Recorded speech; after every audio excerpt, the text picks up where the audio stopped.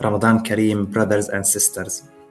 Maybe we are not in the same room right now, but I'm sure that we are sharing the same moment of humanity. Across the world, families will gather around tables for iftar.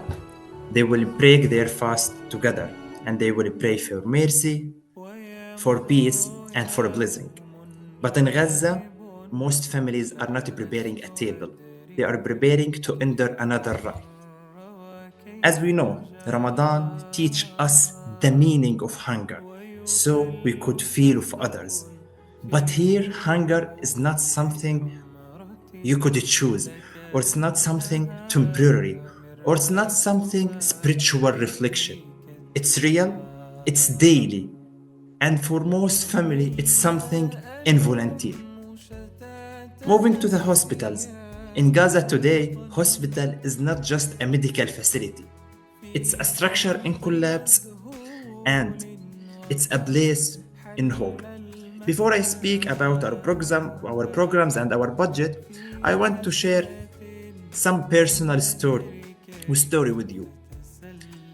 I'm living with a family consisting of 13 persons, 7 sisters, 4 brothers, and my mother and father.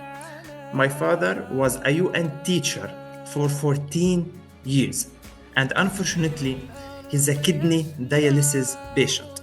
Before all of this, he was an athlete, strong, independent, and he was a man who never asked for help. And we originally from the north of Gaza. And despite everything happened since 2023, when Gaza situation started, we stayed in our home and we didn't leave. We stayed despite everything. And one day, before any notification or without any warrant, we were sitting after we finished Al-Isha prayer. And suddenly, more than 25 rockets hit all the neighborhood that we are living in less than 30 seconds. 25. And the voice that we hear at that moment is the voice of silence. At that time, we didn't think of money, we didn't think of our achievement, we didn't think of the food, we just think of one thing. This is the moment that we will die. We survive, but surviving here is not the meaning of safety. And despite all of that, we stayed in that home, in that area, despite it was too risky. And every day and every week, I was walking with my father to the dialysis hospital.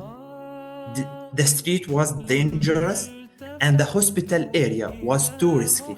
But you know, the dialysis is not an option. It's something if you didn't do it, you will die. So please, put yourself in my position. Will you take care of your family and the future of your family and for your father? This is the teacher who built great generation, or you will think of yourself, of your future, of your achievement, what you will do, what you will select. For me, it wasn't an option. I directly took the decision to be with him, to carry him to the hospital for each session. And I remember one discussion between me and him. He was telling me, Muhammad, I advise you to stay at home. So if I die, you could be with the family. And if you die, I will be with the family. Could you imagine what we are discussing? We are discussing who will live and who will die and who will stay. As simple as we discuss about anything in our normal life. After that, the hospital area was blocked completely. And he wasn't able to do 3 dialysis sessions. And I noticed him, his strength, his voice, and his step become very weak. At that time, we made the hardest decision of our lives. This family, who was consisting of 13 persons, for the first time, we took the decision to split it. And we divide this family. Me and my father walked to the south, and my mother and sister stay at home. And wallahi, we didn't say goodbye for them because we don't want to see them crying. We don't want to see them say goodbye. because we have a hope that maybe we will have a day to meet. I went with him. The road was too long, filled with fears, uncertainty, and silence. And after 1 kilometer, he told me, Muhammad, I can't walk anymore. Please help me. To be honest with you, I was shocked. He was an athlete, how he wasn't able to walk. And at that time, I recognized that's not just the feeling of tired. It wasn't the age and it wasn't weakness. It's about his medical situation right now, and it's about the absence of medical care. Then we reach to the south of area and we didn't know anything about our family, if they're still alive, if we don't have any way so we could contact them. And we reached directly to the hospital and we went to an urgent session for the dialysis. And at that time, I didn't see equipment. I saw time. Time added to my life and to my family life. And at that moment, I recognized one thing. As long as hospital is functioning, people could stay. They can stay, they can survive, and they can hold on and have a hope. This is one story between hundreds of thousands of patients were died, not because they are killed, no, but because they wasn't able to reach out to the hospital, or because sometimes there were absence of the medical care. Let's talk about the doctors who was working more than 24 hours, 36 hours, not because they are hero only, but because there is no one to replace them, to replace their role. And sometimes the voice of bombing was closer than the sound of medical monitors. This is the reality of our team in Gaza. And as a program manager with UOSSM Canada, our responsibility was too heavy and simple at the same time. We work directly in the ground for the ground. We assess, we identify the gaps, and we prioritize life-saving intervention. And over the past months, we have provided nearly every essential medical service, from emergency surgeries, trauma care, mental health, chronic disease, primary health care. And if even could you imagine when famine, when people were starving, we opened a full SAM center for the children at Irantisi Hospital. Could you imagine with me hungry people from our team who don't have food in their homes and for their families? They are working and helping, assisting SAM center for children who has malnutrition. It was too difficult for them, but we all took one decision. Whatever is happening, whatever the situation around us, wallahi, it was very dangerous. We walk to the hospital. We don't have cars at that time. We walk 3-4 kilos in a risky street to go and do our work, to help those people who are and those children who are in this center. And alhamdulillah, we survived. And we all took the decision that always the patient life is always the priority, if even above us. Dozens of children were saved. And if even in Al Hospital, hundreds of patients at risk of permanent blindness received treatment that restored their sight. As you know, every day, hundreds of medical services delivered by our workers. And right now, we are talking about more than 850 medical staff, providing hundreds of medical services. And in current reality in Gaza, most healthcare professionals are working under extreme conditions with a little or no stable income.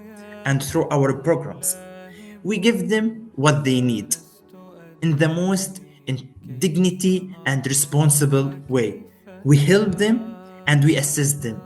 So could you imagine we are saving the patient, we are taking care of them, at the same time we are helping and sustaining the life of those doctors, nurses who are working in the hospitals with no income.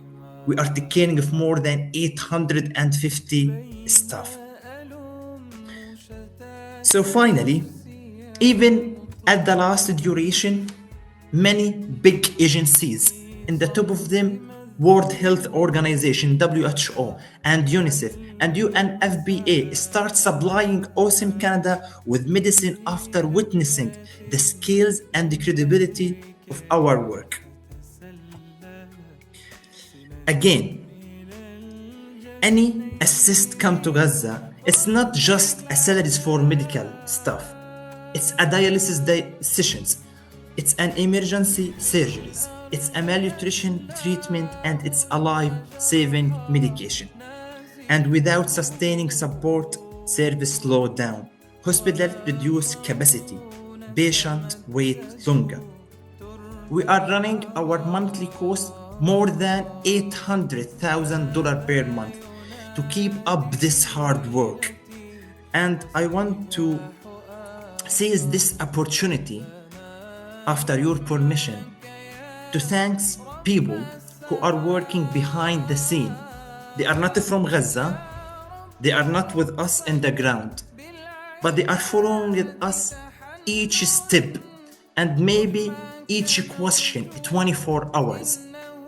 They are taking care of us, taking care of our personal life, and they are observing our work and they are available. I couldn't imagine how people could work 5 a.m., 7 p.m., 12 p.m. They are available 24 hours. Maybe I don't see them clearly right now, but I wish they could stand our UOSSM Canada team so we could at least give them a respect of applause for their work and for what they did. Thanks our UOSSM Canada from Gaza. We take our hat off for all our work and for all your support for us. You deserve all the best. Going forward, to the people who are not able to afford the price of these medical service, do you know that what they will do if we are not here? Could you imagine what they will do? They will stay because they don't have money. They couldn't afford the cost of medical surgeries or for medical service. They will stay. Could you imagine? It's not an option for them. And again, Ramadan is the month of mercy, a month of compassion, and a month of giving. And lastly, I want to say something. We, as people from Gaza, the most feeling that we have is gratitude. Gratitude for the people who stand with us, who help us, and who support us. We will never forget anyone who stand with us. And one day, inshallah, we wish to see you here in Gaza, observing your support and your work, and your immense, great impact that you are doing. And at that moment, if we don't have homes because our home is destroyed to open for you, we will open our hearts for you. And if you have no space to sit, we will carry you in our head because of your impact. Again, our mission in UOSSM Canada is simple. We are giving hope and we are saving life. Thank you so much.